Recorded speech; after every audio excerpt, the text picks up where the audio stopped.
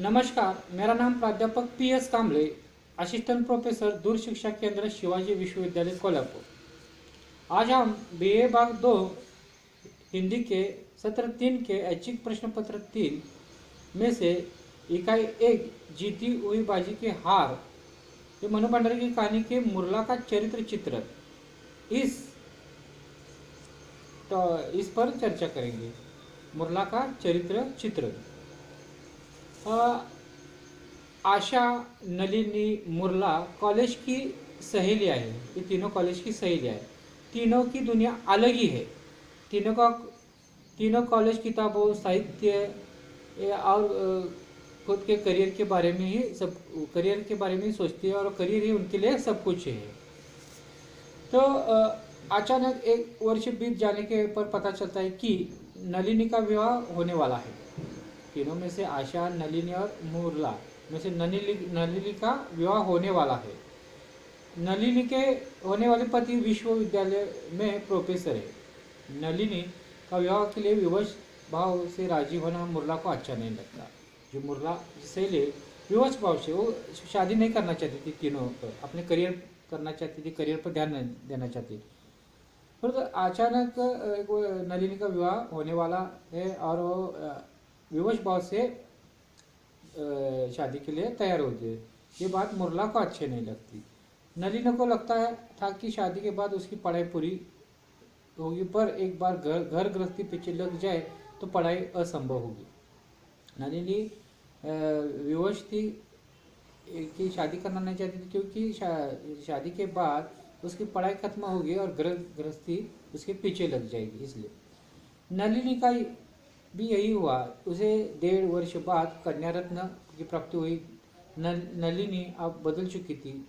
सज धकर रहना जैसा कि अन्य विवाहित स्त्रियां रहती आदि की उसकी आदत बनी। नलिनी विवाह के बाद पूरी तरह से बदल गई। उसका विवाह हो गया और 1.5 वर्ष बाद उसे कन्या रत्न प्राप्त हो गया और पूरी तरह से वो गृहस्थी वाली महिला बन गई। उसका सारा समय घर गृहस्थी में बीतने लगा। मुरला और आशा को लगा कि नलिनी का समय बर्बाद हो गया। कहानी इन्हीं स्थितियों से आगे बढ़ती। इधर मुरला और आशा MA का प्रथम वर्ष समाप्त कर द्वितीय वर्ष में प्रवेश लेती है। नलिनी का तो ब्याह हो जाता है। अब इधर आशा और मुरला MA का प्रथम वर्ष समाप्त करती है और दूसरे वर्ष में प्रवेश लेती है। आशा अचानक मामा के यहाँ कुछ दिनों के लिए चली जाती है। आशा मामा के यहाँ कुछ दिन के लिए चली जाती है।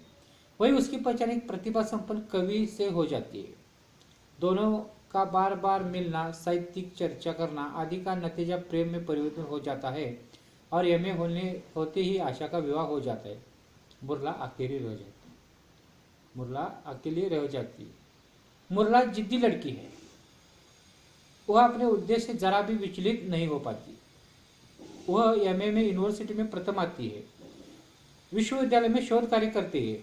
अचानक उसकी भेंट आशा के छोटे भाई से हो जाती है। उसे खबर मिलती है कि आशा को लड़का हुआ है। मुरला अस्पताल में पहुंचती है। उसे देखकर वो कहती है, आओ पंडिता, और कितने तीर मार लिए। आशा कहती है मुरला। दोनों में बहुत बातें होती रहती है।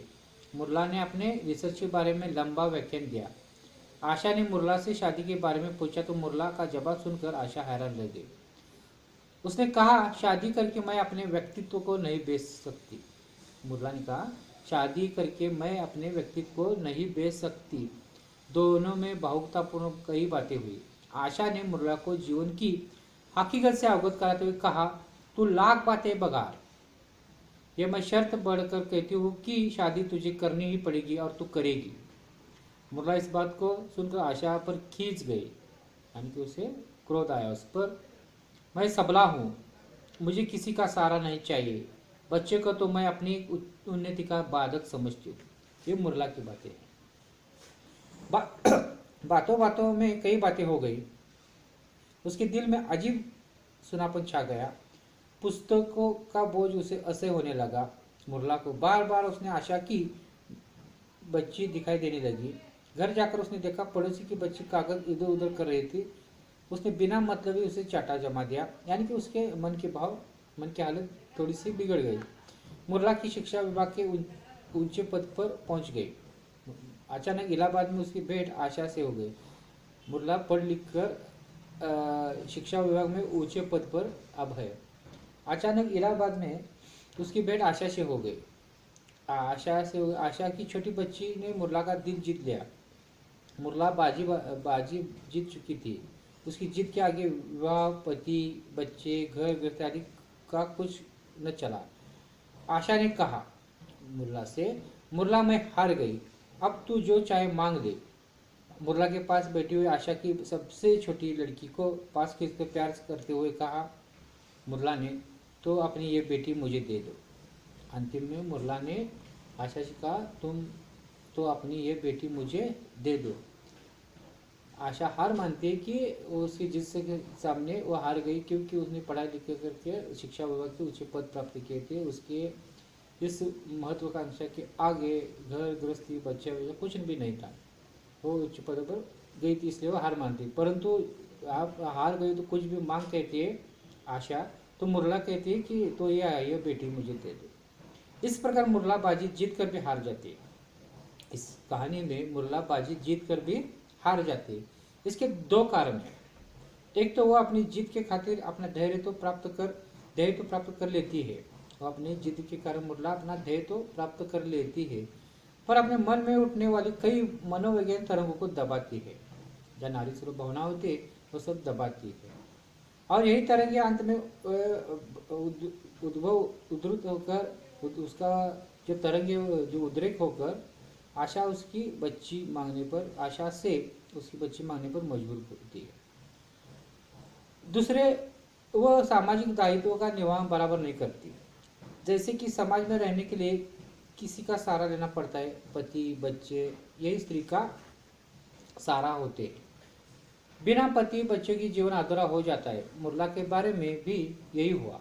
एक ओर बाजी जीत लेते, दूसरी ओर जीती बाजी हार जाती है। यानी कि मुरला का चरित्र चित्रण देखे तो मुरला शादी ब्याह के बंधन में अटकती नहीं।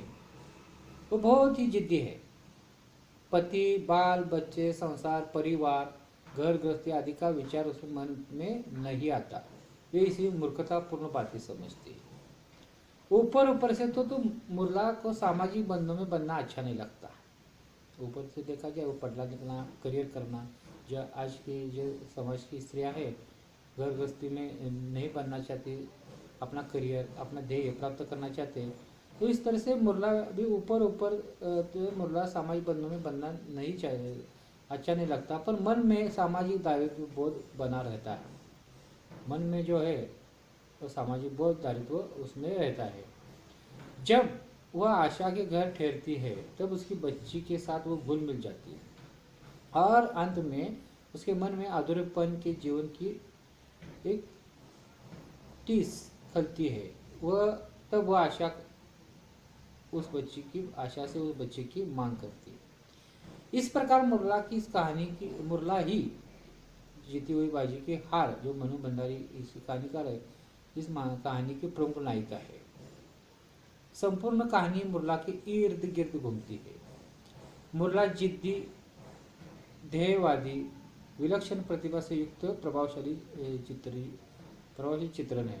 मुरला का जिद्दी, ध्येयवादी, विलक्षण प्रतिभा से युक्त प्रभावशाली चित्रण हुआ है। ऊपर से कठोर परंतु अंदर से मानव सुलभ चेष्टाओं से युक्त आदर्श चरित्र है। उसमें वर्तमान स्त्री जीवन को देखा जा सकता है। यानी कि पूरी कहानी जीती हुई बाजी की हार, जो मनु भंडारी जी ने लिखी है, जो आधुनिक नारी की व्यथा है, उसमें पूरी तरह से उसने व्यक्त की है। 3 कॉलेज की सहेलियां है, आशा, नीलिमा और मुरला। नीलिमा को तो एमए के प्रथम वर्ष में ही शादी हो जाती है, जो विश्वविद्यालय प्रोफेसर है। ये दोनों आशा और मुरला समझते हैं कि इसका जीवन बर्बाद हो गया, समय बर्बाद हो गया, गृह गृहस्थी वाली वो हो गई, बच्ची हो गई, और ये करियर से ध्येय से भटक गई, यानी कि अपने अपने संसार में चली। आशा भी आगे चल एमए के दूसरे वर्ष में एक प्रतिभा संपन्न कवि के प्रेम में प्रतिभा संपन्न कवि से प्रेम होता है और वो शादी करेगी। अकेले रहते मुरला पहले से ही एक शिक्षित नारी के रूप में शिक्षा पूरी करनी चाहती है, अपना ध्येय प्राप्त करना चाहते हैं। वो जिद्दी है, महत्वाकांक्षी है। इसलिए वो एमए में प्रथम आती है और रिसर्च करती है, पढ़कर अपना ध्येय प्राप्त कर देती है और वो एक शिक्षा विभाग में उच्चतर की अधिकारी बन उच्चतर पर जाती है। परंतु उसकी जो शैली आशा से समझा कि गृहस्थी नारी के लिए आवश्यक है, वो गृहस्थी को अपने करियर की में बाधा समझती, बच्चे को तो बाधा ही समझती है। परंतु जो आशा की बच्चे को देखते उसके उसे लत लग जाती है, उसे देखकर उसके मन की मातृस्वरूप नारी की जो भावनाएं उमड़ कर आती है।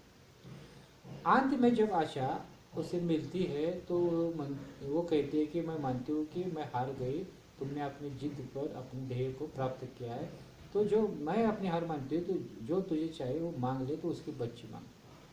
यानी कि मनोवैज्ञानिक स्तर पर उसका विश्लेषण करे तो एक तरफ से वो जीत गए, उच्चतर पर पहुंचे, परंतु एक नारी होकर वो हार गई, सामाजिक दायित्व का भाव उसमें है, वो भी निभा नहीं सकी। यानी कि दो स्तर हो गए, इधर वो हारे उधर जीते, यानी जीत कर भी हारी हुई नारी की चित्रण है या वर्तमान जीवन को इसमें देखा जा सकता है। इस तरह से हमने मुरला का चरित्र चित्रण मनोभंडारण जो क्या है वो देखा है। आप इसका ध्यान से अध्ययन करेंगे तो इसका अच्छे गुण प्राप्त कर सकते हैं। आपकी परीक्षा के लिए यह महत्वपूर्ण प्रश्न है मुरला का चरित्र चित्र। धन्यवाद दोस्तों।